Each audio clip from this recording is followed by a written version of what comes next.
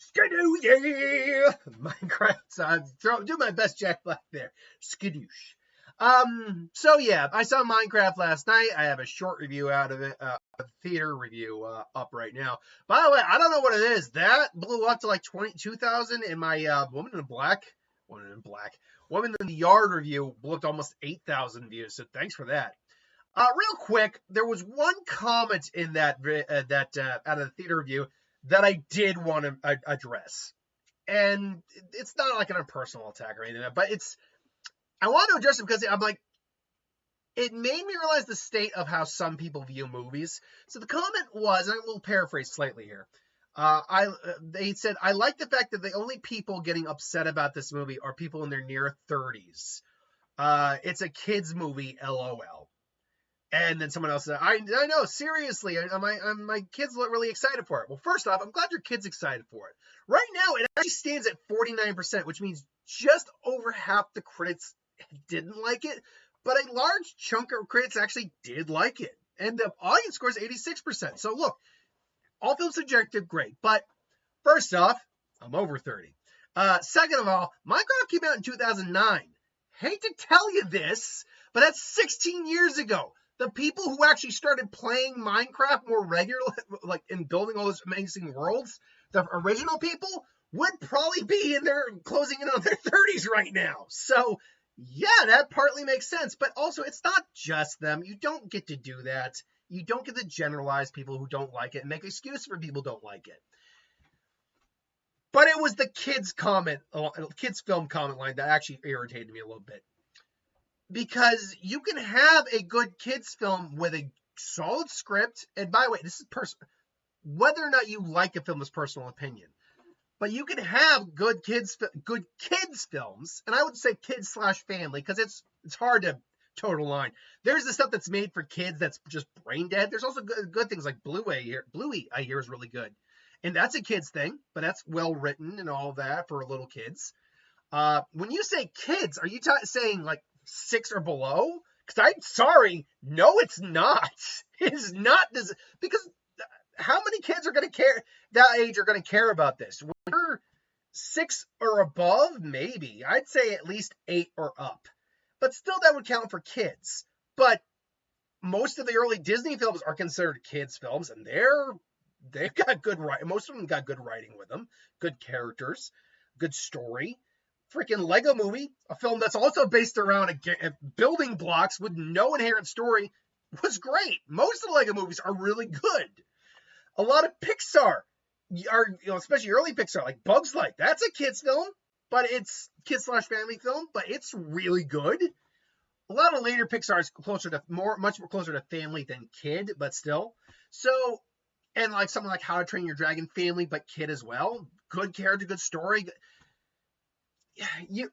I don't understand why.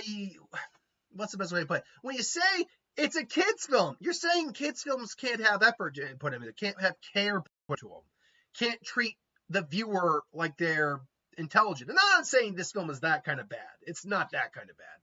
I just don't think it's overly great. I don't think it's very good, to be frank. But I would just say, when you say it's a kids film, you're saying you're okay showing your kids junk food, which is fine, by the way. Once in a while is fine. I'm not saying you need to be. This doesn't need to be Citizen Kane. Kids films don't need to be Oscar contenders every time. Dogman is a kids film, but I actually liked Dogman. It's spastic as all hell, but I liked Dogman. But yeah, no, this. Yeah, I would just say don't treat film as what it's like. Oh, it's crap, but it's for kids. So you just feed your kids crap? Is that it? No, it's not very good, but kids will like it. Like, okay, fine. I'd rather show my kids something good. But if I had a kid and they wanted to see this, I wouldn't see that much harm in showing them this. I would say that it's honestly fine. I'm making it sound worse than it really is. For what it is, we get Steve, the main character played by Jack Black. He finds this thingy in his doohickey. And he puts the thingy in the doohickey. He finds the Tesseract. That's what it literally is. They call it this orb, but in their world everything's a cube. But it's literally a blue glowing cube that opens a portal to somewhere else. That's the Tesseract. That's the Space Stone. So, but regardless, he finds it, goes to this world. Then there's the Netherworld with the pig people, and eventually Jason Momoa and hold on, Emma. What was her name? Emma Myers, Sebastian Eugene Hansen, and Danielle Brooks. That was the name of the girl from the woman from Peacemaker. Are sucked into the world. Now but now let me go over again what I did like in the movie from here, and I can expand on it a little bit. I think you could have just stuck with Jack Black and Jason Momoa. Maybe had the kid. You know what? The kid was fine. Like, he wasn't bad or anything. I mean, I'm not judging his personal ability to speak or anything, but man, that list was irritating once in a while. And again, that's not trying to be mean. I'm just, my ears, I'm like, hey, yeah. Like, I'm sorry if that's the way you speak. And I'm not judging for that, by the way. I've had speech impediment issues before in my life. So I'm not really judging him for it. I'm just saying the list made it a little difficult to hear him sometimes. But honestly, Jason Momoa and Jack Black are clearly the two people they spent the most time on in terms of like writing a character for. Because yeah, Jack Black's just this kind of, again, grown kid or a kid in a grown man's body. But his dialogue is, everything he says is designed to be epic. It's like, we must go yonder. No biggie. I just had to kill an Enderman for it. My name is Steve. Like, everything he says has an air of, I know I'm in a epic kids film. I'm going to be the epic kids film guy. But in a way that is fun. Like I said in my out of the theater review, there are people who are over Jack Black's shtick. Honestly, I can get that. I'm not. I'm not. I dig it, man. I dig it. And then Jason Momoa, who arguably probably has the most character in terms of like kind of an arc a little bit, is that he's this former arcade game like champion from his youth. He even got a deal with Sizzlers, all that. But now he's washed up. He owns this retro game store, which I'd love to go to be honest. And he's down on his luck. He's broke. And so they end up here, and he wants treasure. But, it's revealed, like, he reveals, I know I have it all, look like I have it all together, but I'm a loser, kid. It's like, yeah, right. You have it all together, which is the joke, obviously. And then, honestly, he he has his arc, and honestly, he's a lot of fun. Him and Jack Black together are just a lot of fun. And they basically just wrote a Jason Momoa as Jason Momoa. Like, just play yourself with a little bit of this in here, with a little bit of the guy who couldn't get past his failures kind of motif here, which is a lot of fun. There are action sequences that are fun too. I will legitimately say that there are some fun action sequences in this film. The final fight is pretty fun. It also has a fun joke, I will admit, at the end where the villain is defeated, but there's wait, come here. And I'd be spoiling it if I said too much, but there's a fun joke between him and the evil pig god or witch, whatever. So there's a fun joke between Jack Black and her. But yeah, that's fun. There's a flying scene that's actually really fun. I fully admit that was a fun scene. And if nothing else, this world is really nice to look at. Like, they really adapted the Skyrim world to a live action. It's all CGI, but live action perspective really nicely. Like, the characters do look like they'd be in the game, but more textured, I guess is the best way to put it. I do love his dog. Dennis is adorable. Like, this big chunky square wolf who becomes your doggo friend. Like, this is adorable. I love Dennis. Dennis is a good doggo. But yeah, literally, just like the landscape looks fantastic. There's a fun joke with pandas. Not even a fun joke, just a cute joke with pandas that I liked. Good, I got it actually a fair amount of. I got 40% worth of laughs. Like, there's jokes that do give me a good laugh in this movie. But for every joke that does work, there's 2 or 3 that don't. The Jack Black, I love Jack Black, and I do like him in this movie a lot. There was no reason to have Jack Black sing. He sings 3 times in this film. None of them made sense. Okay, one that made sense for because they're like doing it to like they're doing a distracted guard routine. So one of those makes sense, kind of. But like the other one, like involving a chicken stand, and then the one near the end where he's singing to someone, I'm like, look, I love you, Jack, and I like you're fun to hear sing. No joke, I loved his version of "Hit Me, Baby, One More Time." Like I literally listened to that several times. Like I would just put it on the car if that film came out. Like, dude, this kind of slaps. But there was no reason for that, and honestly, that kind of sums up a lot of the problems in the film. The story is there, but there's like multiple stories. There's a story involving Jennifer Coolidge, and one of the like NPC characters that gets into the real world. And it does lead to a good joke at the end of the movie, like in the mid credits, but it's not relevant to the rest of the story. It's not like there's just jokes that don't land. Like a joke with one of his, they moved to a new town, and the kid's teacher's just like, oh, I teach this, and I only made this last year. Like, I'm just sitting there like, can we get to a joke, please? Like it's bare minimum writing, and again, sometimes there's a subplot of these guys who kind of not even bully, just kind of make fun of it. Like there's one joke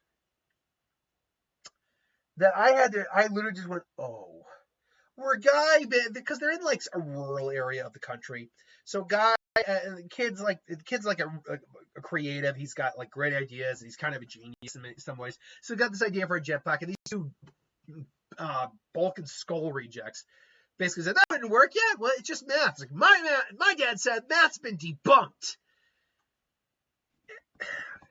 Look, if that made you laugh, good for you. There's things I laugh at that other people would not laugh at, because humor's a subjective medium. Okay, it's a subjective medium, but you can kind of tell when a joke is universally not a good joke. Like that was just ugh. And it just feels like there's a lot of non-effort put into parts of this movie, where then other parts did have effort. Jack Black, Jason Momoa, they are the two best characters out of the 5 some odd leads. Like I said, the kid probably you still could have had in there. I think you still could have had the kid in there. There really wasn't much of an arc for him. He made a tater gun at one point, which is pretty fun, but there's really just not much to write home with him either. Like he's really honestly the same kid you get at the beginning of the movie. Nothing's really changed. And you think that there's like this issue with him and his sister, because they kind of make it out to be like there's problems with him and his sister because their mother had passed and they're on their own. But they just glance over it, like they just have this conversation and then it's over, and and the conversation's off screen, so it's like not even relevant apparently. And I don't even buy. I would buy them as brother and sister if there was maybe a parental figure involved. I can't buy them as brother and sister when she's the one allegedly taking care of them, and she herself looks like she's 16. Now Emma Myers is actually 23 years old. Okay, great. But because she's 23 and she's a young-looking 23, she only looks like she's 16. She looks like Tom Holland, who's almost in his 30s now. That's how young she looks. So I can't buy her as the older sister taking care of her younger brother, because she doesn't look that much older than he does. And I don't believe they have no chemistry either. And there's no reason that Danielle Brooks' realtor character, yeah, she's the realtor, needs to be there. Like, she's literally just there. Oh, God. I didn't even think about... She's not the token black person, is she? I'm not... My mind literally went there by, like, there isn't another black person in the movie. Oh, God. Are you just doing that to meet your, like, racial equality quota for the movie? Is that why you casted her? Because she's not bad in the movie. She just has no purpose in the movie. You know what her purpose is? To say, hey, I run a part-time zoo, and have one little thing come up at the end about that. That's it.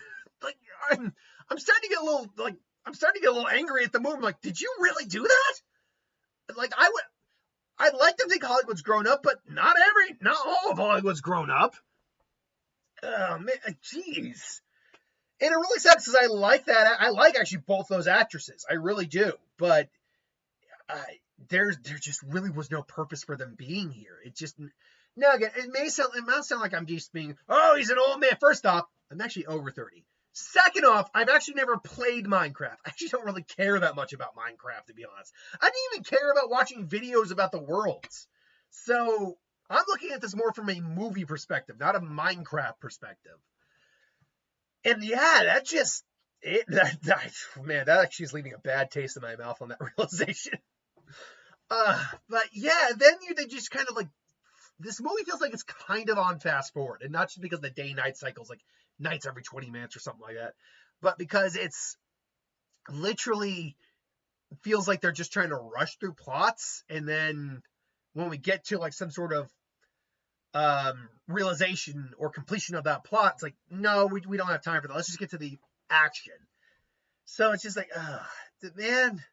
And look, Jack Black also narrates the first and the last half of the movie, or first part and the last part of the movie. And I don't know, I wasn't sure how I felt about that. In one sense, I kind of dug it. Like, it did kind of work for the vibe. In another sense, though, I'm like, is this really necessary? So look, is there enough good stuff in here that I think you could show your kid this and there's no harm in it? Absolutely. It's not mine. It's not insulting. It's not terrible in any sense of the word like that. But do I think this is a good movie? No. Do I think it's a god-awful movie? No. Do I even think it's a bad movie? No. I'd say this is, honestly, I think that Rotten Tomatoes score kind of put it perfectly. It's a mid. Like, would I watch this again? No. Even if a friend of mine wanted to see it, would I watch it again? Probably not. If I over at Mark's, because we do a movie night at his place every once in a while, and they said, let's watch this. I'm like, okay, at least I'm with a group, we can riff it, because that's what we usually do. We end up riffing these films. But yeah, it's just not for me. Maybe it'd be up your tier. And if you got kids, like I really need to preface this. If you've got kids and they want to see it, I don't see any harm in it. Not at all. Go see it, judge for yourself. Do I think it's the problem is the stuff, like the rough script. I think let's put it that way. I think that's the best way to put it. A rough script. The unnecessary characters. And just a very bare bones plot really hurt it for me, which is a shame. Like I said, I like the two main characters with Jason Momoa and Steve, or Jack Black.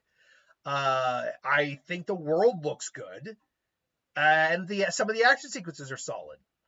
But yeah, this is not one I'm going to be seeing again. It will probably make the low end of my worst of the year list.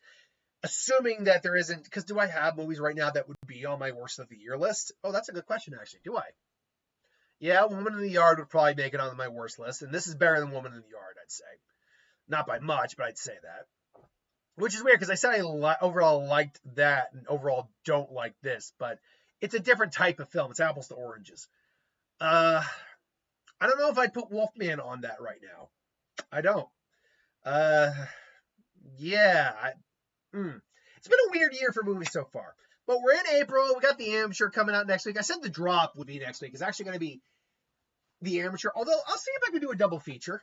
Either one day and one the other day, or both in one day. I'll see if I can do that. And then Sinners and I think Sinners comes out the following week. And you know what? Why don't I just check that right now? Let's see here. I believe it's Sinners the following week, which I am looking absolutely forward to. I don't care if I gotta do a late night. My girlfriend's also interested in that, so we're gonna do a date night for that. Let's see. Okay, so 18th, Exorcist Deceiver. The hell? Okay. Sinners. Yep, Sinners, and then The Accountant 2 comes out the following week after that. Oh God, the following week after that, which. Come on, where I know you're here. Come on, The Accountant 2. I know you're here. Let's see. Okay, the 18th. So that means it would be the what? 25th. The Kilgren. That's interesting. Until Dawn. Yeah, Until Dawn comes out, which I guess I'll be seeing that too. And seriously, where's The Accountant 2? One second here. Where The Accountant? I know The Accountant 2 is coming out this year, and coming out in April, if I'm not mistaken. Unless I'm misreading something, and The Accountant 2 actually comes out this following week. When's The Accountant coming out? Hold on. The Accountant 2. What's the release date on that? The Accountant 2. Let's see here. Coming out.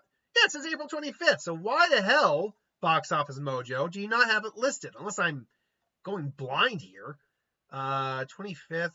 Legend of Orochi, Star Wars, Kilgren, Until Dawn, April, Magic Farm, Cheech and Chong. Yeah, maybe get on that Box Office Mojo, because that's a little false advertising there that it's not coming out. Because I'm like, yeah, I know it's coming out this month.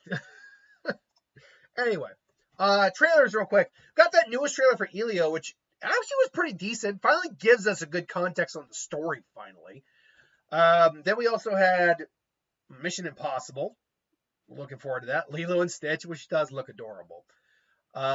We also had the preview for Superman, which, man, I watched a reviewer's reaction for that earlier today. They were not happy with that review. I'm like, wow. Like, look, I get it. And then he said something where I'm like, dogs can know when you're not feeling it. It's like, yes, dogs that you've been with for a while, that are bonding with you for a while, know that. A untrained puppy might not inherently know that off the get. I'm not saying he was wrong for not liking the trailer, but that argument was, I didn't like that argument. That was not a good argument. So I know we had something else, but honestly, I am forgetting the rest of it right now. So yeah, that's my thoughts on Minecraft. I know I'm going to probably get flack in the comments, whatever. Let me know what you think if you've seen it. If you haven't seen it, let me know what your thoughts are. And if you're going to go see it or not based on my recommendation. Like I said, this is really down the middle. I lean like, if we're doing like the 49%, I lean on the 51% side that I didn't like it. Acknowledging there's a lot I did like, but there's enough that I didn't like about it that just detracts it from me. Because honestly, a couple good characters, good visuals, and action do not make up for poor script, poor story choices, useless kind of useless in the sense that they had no purpose being there. They really did not need to. There's no point of having them there.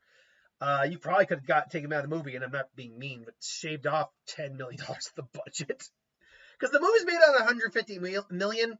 That seems about right for this movie, because you got Jack Black and Jason Momoa. Those are going to be your big name, box office draws, as well as your biggest paychecks. But you also got a huge visual world. So the fact they only did it on 150 is actually pretty impressive, I think. I have no idea what this is tracking for this weekend. We'll wait and see. If this film can open on, it's also going to depend on the international too. The international is going to be key on this one, I feel. Because just domestically alone, this film probably has to make, oh God, I can't imagine there's more than $100 million in marketing on this. I doubt there's even that much. I'm going to conservatively say 75. That means this film has to, roughly speaking, hit about 345. This film's not doing that domestically. It's just not. But if this film can open up at least 40 plus million, and the international can pick up and do a lot, it's not impossible it could at least make its money back. Wait and see. It's been a bit of a rough year for some of the bigger movies. Snow White, Captain America, like I do that, because it nearly made its money back. So it's just kind of a minor loss. Otherwise, a lot of the big releases aren't doing well. And no, I'm not talking about, what was it, Neza?